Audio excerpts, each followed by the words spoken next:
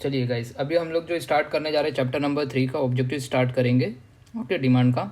तो देखिए क्या बोल रहा है, the relationship between demand for goods and price of its substitute. Okay, कैसा रिलेशनशिप है गाइस? डायरेक्ट रिलेशनशिप है। कैसा है? डायरेक्ट। सर कैसे समझा डायरेक्ट? देखिए, अब मुझे एक बात बताना, शुगर का भाव, अगर शुगर का भाव अगर उसका प्राइस राइज होगा तो बताइए, आप जेगरी खरीदोगे तो जेगरी की डिमांड क्या होगी?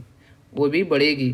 तो प्राइस बढ़ रहा है एक गुड्स का, सब्स्टिट्यूट गुड्स का अगर प्राइस बढ़ रहा है तो ऑब्वियसली सी बात है कि जो सब्स्टिट्यूट गुड्स है दूसरा वाला, उसकी डिमांड क्या होगी बाबा? बढ़ेगी। तो डायरेक्ट रिलेशन है, दोनों बढ़ रहे हैं। अगर आप शुगर का प्राइस बढ़ाओगे तो डिमांड किसकी बढ़ेगी? सब्स्टिट्यूट गुड्स, मतलब कि जेगरी का डिमांड बढ़ेगा। क्यों? शुगर का प्राइस बढ़ाओगे तो लोग क्या खरीदना चाहेंगे? जेगरी खरीदेंगे, मतलब गुड़। ओके, तो कैसा रिलेशन है दोनों का? डायरेक्ट है सब्स्टिट्यूट गुड्स का। बात समझ में आ गया? आगे बात कर रहे हैं, ध्यान देना। बोल रहा है the relationship between income and demand for inferior goods. और रे इनकम और इन्फीरियर गुड्स। देखिए, इन्फीरियर गुड्स मतलब क्या? जो लो क्वालिटी के गुड्स होते। ओके ओके, और बोलते कि जो जल्दी ख़राब होने वाले गुड्स, राइट। तो अभी बताइए, अगर आपकी इनकम की बात कर रही है, आपकी इनकम कितनी भी बढ़ने दो, आपकी इनकम अगर बढ़ेगी तो बताइए इन्फीरियर गुड्स आप खरीदोगे क्या? नहीं, लो क्वालिटी का गुड्स नहीं। इनकम अगर बढ़ेगी तो इन्फीरियर का क्या हो रहा है भैया? नहीं खरीदोगे, भले से कैसा भी रहने दो, इन्फीरियर क्वालिटी के गुड्स आप खरीदोगे नहीं, बिकॉज आपको पता है वो ज़्यादा खरीदने से भी ख़राब हो जाएंगे और उसका कुल लो क्वालिटी के गुड्स हैं। इनकम बढ़ रही है आपकी, बट आपकी डिमांड क्या हो रही है? कम है ना। तो इन्वर्स रिलेशन है ना दोनों के बीच में। तो बच्चा इसका आंसर आएगा इन्वर्स। इंपॉर्टेंट है, एग्जाम में आ सकता है एमसीक्यूज में। ओके, यहाँ पे देखिए। Okay, symbolically the functional relationship between demand and price can be expressed. Okay, demand को और प्राइस को, तो ये फर्स्ट ऑप्शन है। ओके, फर्स्ट ऑप्शन आपका करेक्ट है। D of X is equal to function of X. Okay, D is equal to क्या बोला यहाँ पे? F P of X. Okay, बाकी तीनों के आंसर आपके क्या रहेंगे? रॉन्ग है। चलिए next, when less units are demanded at a higher price. Okay, less units. Okay, क्या बोला? Less units are demanded at higher price. मतलब क्या बोल रहा है? आपकी डिमांड क्या हो रही है? कम हो रही है, और प्राइस आपका बढ़ रहा है। ओके, तो बताइए, आपकी डिमांड कम हो रही है और प्राइस बढ़ना, प्राइस बढ़ रहा है, डिमांड कम हो रहा है, contraction, contraction in demand. Okay, expansion in demand क्या बोलता है? डिमांड बढ़ता है, प्राइस कम होता है। इंक्रीज इन डिमांड में क्या रहता है भैया? यहाँ पे प्राइस कांस्टेंट रहता है, यहाँ पे प्राइस तो बढ़ता ही नहीं है, खाली डिमांड बढ़ता है। तो यहाँ पे हाइयर प्राइस बोल रहा है ना, बढ़ रहा है ना, तो क्या होगा? एक्सपांशन या कॉन्ट्रैक्शन ही होगा। तो एक्सपांशन में तो प्राइस घटता है, तो कॉन्ट्रैक्शन में बढ़ता है, तो यहाँ पे कॉन्ट्रैक्शन आएगा ना, हाई प्राइस बोला इसलिए। Demand for pen and ink is, चलिए पेन और इंक क्या है भैया? कॉम्प्लीमेंट्री है भैया, एक दूसरे से मिले जुले हैं, कॉम्प्लीमेंट्री है भैया। अगर पेन नहीं रहेगा तो इंक का क्या होगा? तो ये क्या? कॉम्प्लीमेंट्री है। ओके, कॉम्प्लीमेंट्री मतलब ज्वाइंट डिमांड। समझ में आया? देखना है, देख लीजिए, यहाँ पे दिख रहा है, कॉम्प्लीमेंट्री मतलब ज्वाइंट डिमांड। ओके, चलिए नेक्स्ट देखिए, ये 5 हो गए। यहाँ पे देखिए next, when price of commodity falls. Okay, price, commodity की प्राइस कम होगी तो डिमांड क्या होगा भैया? एक्सपांड होगा। समझ में आया? Demand expand. ओके, प्राइस कम होगा तो डिमांड बढ़ेगा। When less is purchased at constant price. देखिए, प्राइस कांस्टेंट है, मतलब कि कॉन्ट्रैक्शन एक्सपांशन नहीं आएगा भैया। ये दो ऑप्शन तो गए। अब आपकी डिमांड जो है वो कम हो रही है, प्राइस कांस्टेंट है, मतलब डिक्रीज हो रहा है डिमांड। Answer decrease. समझ में आया? आंसर डिक्रीज आएगा। When price of petrol goes up, अगर पेट्रोल का भाव बढ़ेगा तो बताइए कार की डिमांड कम होगी या ज़्यादा होगी? पेट्रोल का भाव बढ़ा तो कार ज़्यादा खरीदेंगे, कम खरीदेंगे? कम खरीदेंगे, कार अब खरीदना कम हो जाएगा, फॉल। बात समझ में आ गया? Market demand is aggregate of purchasing by, market demand में तो क्या एग्रीगेट होता है? जितने भी कंज्यूमर है, ऑल बायर्स, उनकी डिमांड को ये मिलाते तो हम लोग को मिलता है एग्रीगेट डिमांड। मार्केट डिमांड बोलते हैं aggregate. Indirect demand is also known as the derived demand. Simple सा क्वेश्चन था, खत्म हो गया भाई। चलिए नेक्स्ट देखिए, notebook, pen, fan and labour. Okay, find the odd word. Labour, simple सा है ना बाबा, लेबर ही अलग है ना, नोटबुक, पेन, फैन और labour. Gold, diamond, bungalow and sugar, तो गाइस शुगर आएगा इसका आंसर। शुगर जो सबसे अलग दिख रहा है शुगर है। Ruler, scale, pencil, wheat and paper, wheat. Land, labour, capital and cloth, land, labour, capital क्या है रे बाबा? ये क्या है? ये फैक्टर ऑफ प्रोडक्शन है, क्लोथ क्या कपड़ा यार। Medicine, cold drinks, magazine and perfume, medicine सबसे अलग है। ओके, बात समझ में आ गया। चलिए अब नेक्स्ट देखिए, कैपिटल जो है वो डराइव डिमांड है, तो अम्ब्रेला क्या रहेगा, डायरेक्ट डिमांड। अम्ब्रेला क्या रहेगा रे बाबा, डायरेक्ट डिमांड। कैपिटल क्या है, डराइव डिमांड है, क्यों, कैपिटल के ऊपर हम लोग को बाद में इंटरेस्ट मिलता है। कैपिटल के ऊपर क्या मिलेगा, इंटरेस्ट, तो कैपिटल के ऊपर इंटरेस्ट, बट अम्ब्रेला से हमको डायरेक्ट सेटिस्फेक्शन मिलता है, तो डायरेक्ट डिमांड। इसका आंसर आएगा डायरेक्ट डिमांड। याद रखना एग्जाम में पूछ सकता है, मैं अभी भी बोल रहा हूँ। लेस प्राइस एक्सपांशन डिमांड है, तो कॉन्ट्रैक्शन इन डिमांड क्या होगा, मोर प्राइस। समझा। चलिए next, increase taxes decrease in demand का, अगर टैक्स बढ़ेगा तो डिक्रीज इन डिमांड, कंसेशन अगर टैक्स में दोगे तो इंक्रीज इन डिमांड। बात समझ में आया। चलिए नेक्स्ट, जो सॉल्ट जो है वो नेसेसरी गुड्स है, डायमंड क्या, prestige goods, prestige goods. Okay, diamond क्या रहेगा, प्रेस्टेज गुड्स, पढ़ा रहेगा तो आपको याद रहेगा।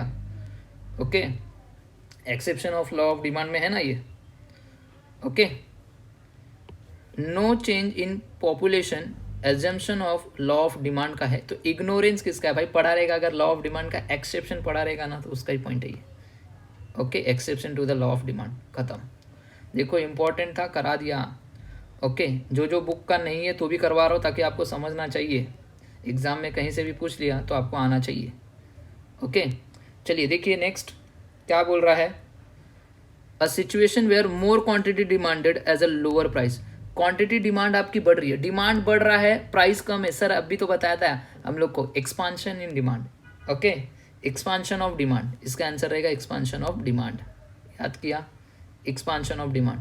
चलिए, graphical representation of demand schedule को तो हम लोग क्या बोलते हैं, डिमांड कर्व बोलते हैं। क्या बोलते हैं रे पापा, डिमांड कर्व। क्या बोलते हैं, डिमांड कर्व बोलते हैं। ओके, चलिए next, a commodity which can be put to several uses. ऐसी कौन सी कमोडिटी जो सेवरल यूज के लिए आता है उसको कौन सा डिमांड बोलते हैं रे बाबा, बोलिए मल्टीपर्पज कमोडिटी। मल्टीपर्पज कमोडिटी जो सेवरल यूज, बोल रहा है कि ऐसी कमोडिटी कौन सी है which can put to several uses, उसको मल्टीपर्पज। जैसे कि इलेक्ट्रिसिटी, इलेक्ट्रिसिटी से आप टीवी भी ऑन कर सकते हो, राइट। इलेक्ट्रिसिटी से आप फ्रिज भी चालू कर सकते हो, इलेक्ट्रिसिटी से आप फैन भी चालू कर सकते हो। बात समझ में आ गया, तो इसको बोलते हैं मल्टीपर्पज कमोडिटी। क्या बोलेंगे, मल्टीपर्पज कमोडिटी। बात समझ में आ गया, देखिए यहाँ पे। Okay, next, more quantity is demanded due to change in factor determining demand for other than price. Okay, other than price बोल रहा है। ओके, फोर्थ वाला देखिए। ओके, तो गाइज यहाँ पे क्या बोल रहा है, ध्यान देना बहुत। मोर क्वांटिटी इज डिमांडेड, क्वांटिटी, आप डिमांड की क्वांटिटी तो बढ़ रही है, change in factor determining demand other than price, price को छोड़ के बाकी सब चेंज हो रहा है। प्राइस कांस्टेंट है, प्राइस कांस्टेंट है गाइस। तो याद रखना, अपने पास दो ही था, increase in demand, decrease in demand. याद है, increase in decrease in demand में क्या होता है, डिमांड बढ़ता घटता है बट प्राइस कांस्टेंट रहता है वहाँ पे, राइट। तो मोर क्वांटिटी इज डिमांडेड, क्वांटिटी बढ़ रही है मतलब इंक्रीज इन डिमांड की बात कर रहे हैं, तो आंसर आएगा इंक्रीज इन डिमांड। क्वेश्चन को थोड़ा समझो, मैं अभी भी बोल रहा हूँ, फर्स्ट टाइम जो पढ़ रहे रहेंगे उनको तो नहीं समझेगा, जिसने बुक खोला रहेगा उसको समझेगा। Okay, a desire which is backed by willingness and purchase to ability to pay. अरे बाबा बताइए क्या आएगा, demand demand demand demand demand. क्या आंसर है इसका, डिमांड। Okay, demand. ओके, बात समझ में आ गया। तो गाइस डिमांड का ही मीनिंग है ना ये, a desire which is backed by willingness to purchase and ability to pay. Okay, तो गाइस इस तरह ये ख़त्म हो गया। अभी और कुछ है, हाँ नीचे देखिए, एक लास्ट बचा है आप लोगों का, वो भी करवा देता हूँ। Other thing being equal. Okay, other thing being equal, rise और fall in demand due to change in price of commodity. Rise और फॉल बोल रहा है, डिमांड बढ़ रहा भी है घट रहा भी है। ओके ओके, बढ़ना घटना due to change in price of commodity. Variation in demand क्या आएगा, वेरिएशन इन डिमांड। याद रखो वेरिएशन इन डिमांड। अब देखिए वेरिएशन इन डिमांड दिखा देता हूँ आप लोगों को, कहाँ पे है वेरिएशन इन डिमांड। देखो इधर, एक मिनट, ये देखो वेरिएशन इन डिमांड में क्या होता है, देखिए। Okay, when the demand for a commodity falls और राइज, डिमांड उसकी कमोडिटी की क्या होगी, राइज बढ़ेगी भी और कम भी होगी, change in price alone, other factor remain constant. मतलब यहाँ पे प्राइस भी बढ़ेगा, प्राइस बढ़ेगा घटेगा, डिमांड भी बढ़ेगा घटेगा। ओके, अदर फैक्टर क्या रहेंगे, कांस्टेंट। तो यही तो था आंसर अपना, क्वेश्चन भी यही था। Okay, other thing being equal बोला है लोग ने, जो भी दूसरी चीज़ें वो इक्वल रहनी चाहिए। चेंजेस किस में होना चाहिए, राइज फॉल डिमांड में होना चाहिए due to change in price. Okay, price भी चेंज होना चाहिए। तो यही दोनों फैक्टर हैं। चेंज क्या होगा, डिमांड और प्राइस, बाकी सब क्या रहेगा, तो इसको बोलते हैं variation in demand. Inferior goods पढ़ा था, इन्फीरियर गुड्स पढ़ा था, exception to the law of demand पढ़ा था। ओके, एक्सेप्शन है उसका, तो क्या आएगा बताइए, inferior goods, given goods. Demand for factor of production, okay, demand for factor of production, बताइए क्या आएगा। अब ध्यान देना, फैक्टर ऑफ प्रोडक्शन है, तो देखिए यहाँ पे तो भैया डायरेक्ट डिमांड तो नहीं होगा, तो डिमांड को क्या बोलेंगे यहाँ पे, जो डिमांड रहेगा, फैक्टर ऑफ प्रोडक्शन की बात कर रहा है। तो फैक्टर ऑफ प्रोडक्शन में क्या होता है पता है, पहले तो हम लोग गुड्स रॉ मटेरियल को लाएंगे, जो भी चीज़ों को लाए के उसको बाद में फिनिश गुड्स में कन्वर्ट करेंगे। मतलब कि ये कहीं ना इनडायरेक्ट डिमांड की बात करें। इनडायरेक्ट का डिमांड का दूसरा नाम है डराइव डिमांड। क्या नाम है, डराइव डिमांड। बात समझ में आ गया। Demand for sugar and jaggery, तो बताइए ये कैसा डिमांड है, कॉम्पिटिटिव डिमांड है भैया, कॉम्पिटिटिव, एक दूसरे के ये लोग कॉम्पिटिटर है, इसलिए competitive demand. Demand for water, water भैया कंपोजिट डिमांड है, जिसका हम लोग बहुत जगह पे यूज़ कर सकते हैं। वाटर से हम लोग कहीं कोई भी चीज़ें में यूज़ कर सकते हैं, सेवरल यूजेस है इसका, इसलिए इसको बोलते हैं कंपोजिट डिमांड।